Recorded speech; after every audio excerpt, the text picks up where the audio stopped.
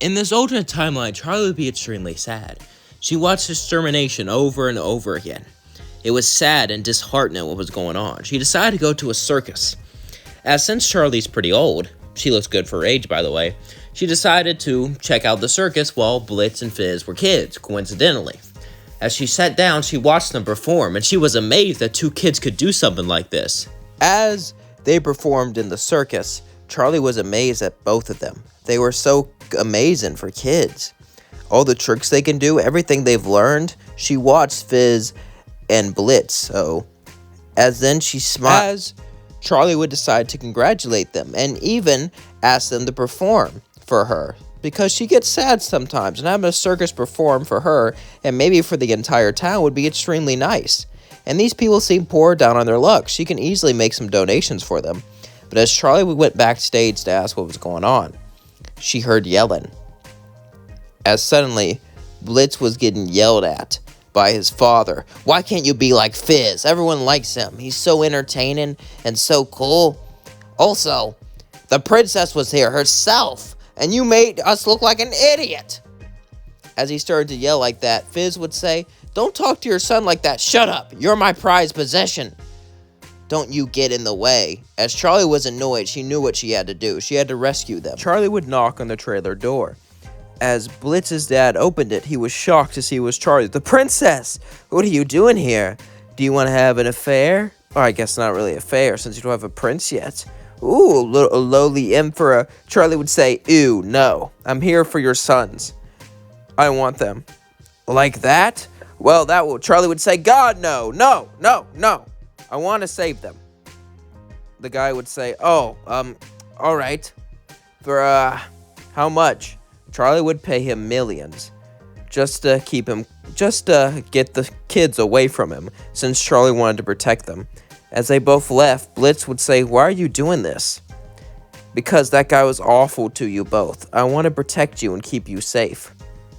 As Charlie was walking away, though, with the kids, walking back, PyCon would walk in. This happened only a while before PyCon came. As all the same things would happen with Blitz and Stolas, but Charlie would be there, so Blitz wouldn't really steal anything. And I put that there so they can both have a thing going on, because I like Stolas and Blitz. Don't judge me. As then some days passed, and they got used to Charlie, as they all had different reactions to her. Fizz kind of liked her.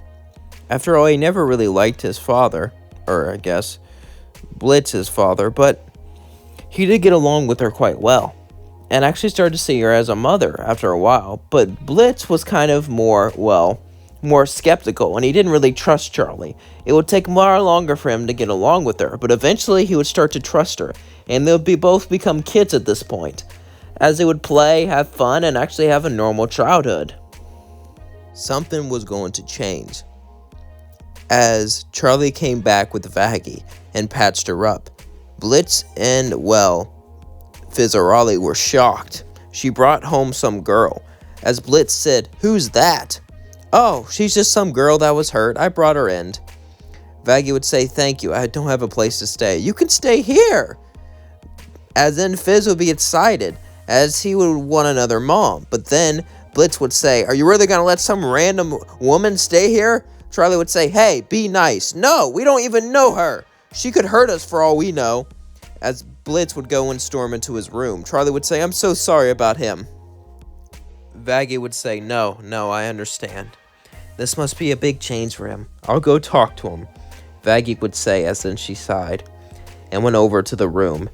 As she knocked on the door, she said, can I come in? Blitz would say, no. As she says, you don't trust adults, do you?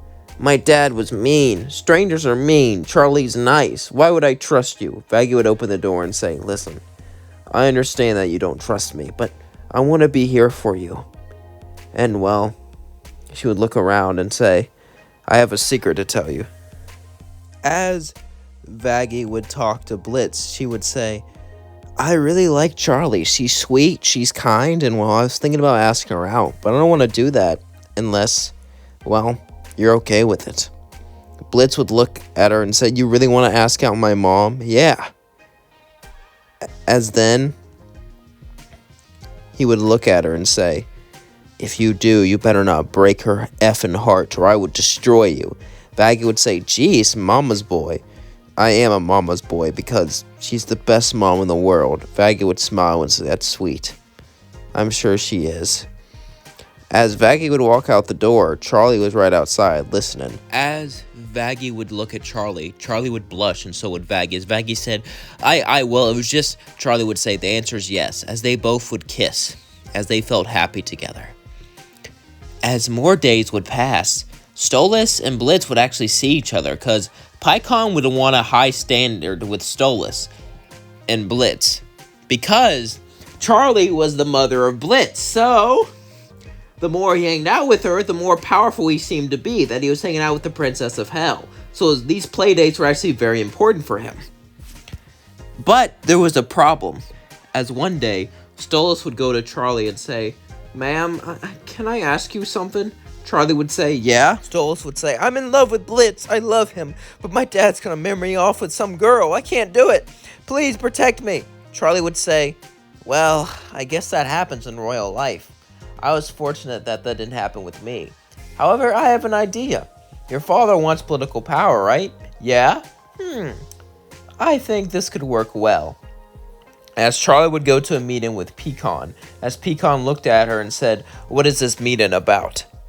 Charlie would then look at him and go, well, you see, you want an heir, right? Well, you know what's better than an heir? Political influence. How would you like to be married into the family? Are you asking me to marry you? Oh my, yes. I would be a prince. I would be even above the sins. No, your son. But you only have... Oh. Well, usually I'm against that type of marriage. But it would be hip with the times. And I would get a lot of power and influence. So sure, I'll marry off Stolas to one of yours. Who, Fizzy? He's quite popular and entertaining. I'm not gonna lie. No. Blitz, that little kid he runs around with? Oh, I see. Well, alright, I'll let you marry him. I sold off my son to marriage. For power, I am so good at daddying, as then he left. As years would pass, things would actually go well for them all. Stolas and Blitz would fall in love and be happily married, as Charlie and Vaggie got closer and closer together. She would start a hotel, but at this point, both of her sons had pretty much moved out.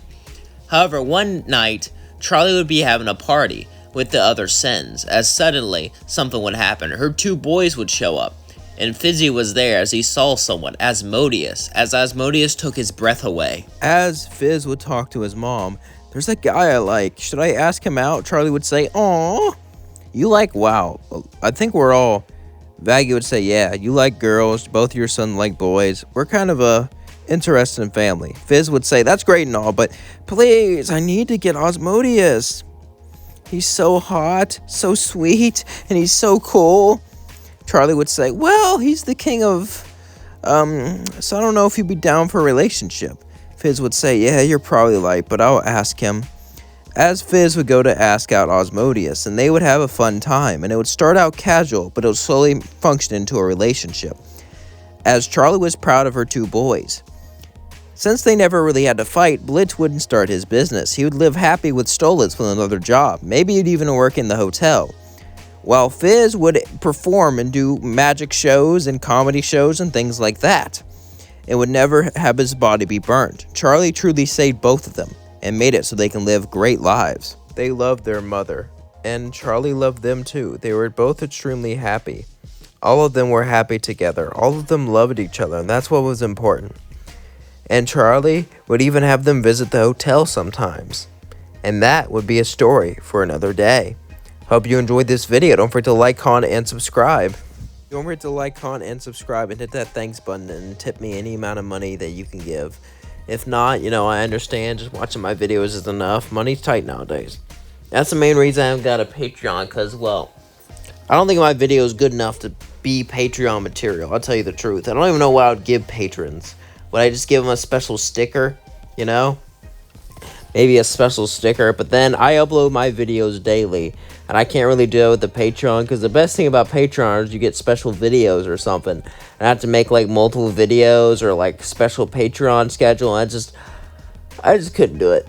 Now in the future, maybe I'll be able to do it if I get better at stuff. But yeah, I just don't think Patreon is, well, it's within the cards, you know what I mean?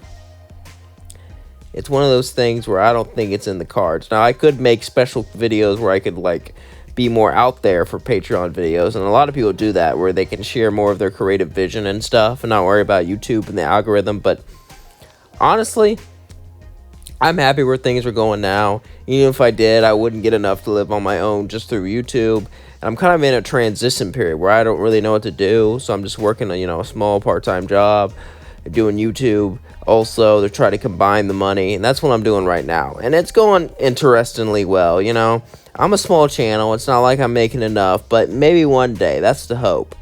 Anyway, I'm glad I have an audience like you, and I'm glad you're there for me. I know I say that every time I do this thanks, but thanks.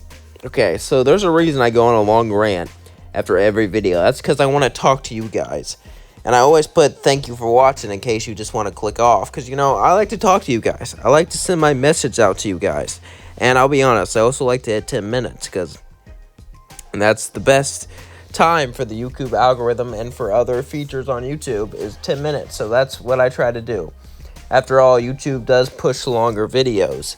Unless it's a short. And by the way, there's going to be 3-minute shorts. So that's insane. Are you excited for the 3-minute shorts? Are you scared of the 3-minute shorts? Or are you like the old school? Are you the old school YouTubers like, ooh, shorts bad? That's how I was when shorts first came. I was like, ooh, shorts bad. Then I got addicted and became brain rotted. And now I like shorts. I'll like scroll down shorts for like hours. I think I watch more shorts than actual videos now. The brain rot, it got me. Anyway, I hope you enjoyed this video. I know I did. If you don't think anyone loves you, you're wrong, because I love you very much. Peace out.